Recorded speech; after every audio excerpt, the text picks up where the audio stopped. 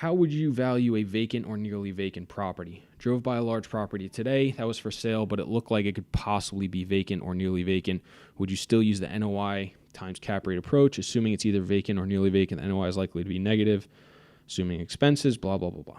So we've bought a few vacant properties. We've also bought heavily distressed properties where the NOI is nothing, it's negative, or it's very, very low. And those deals don't trade on cap rates. Or if they do, they're so low it's irrelevant.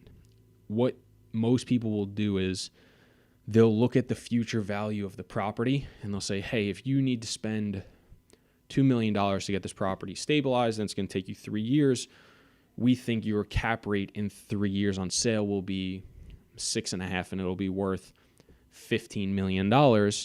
Well, you can buy it for 8 because you would be all in for 10 or 11 million, and we think you'll make enough money that's worth it for you. So basically what the seller and the buyer and the broker and everyone will look at is, what do I think this property is worth in the future, and what am I willing to pay for today, and what return do I need in order to buy this type of property to make that much money in the future. Now, those types of deals are going to be looking for higher returns than a stable deal because the risk is much higher. So oftentimes there is a discount or a significant discount to recent trades in that area because the property is not functioning accordingly. It is not going to plan. It does need capital. So the way we always look at it is we say, okay, how much money is this going to need? How much time is this going to need?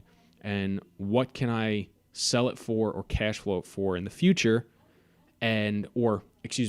What cash flow and what returns do I want in the future? And then I will back into my offer, and that's what I'll offer. So on a vacant, distressed, nearly vacant property, I'm not looking at today's NOI.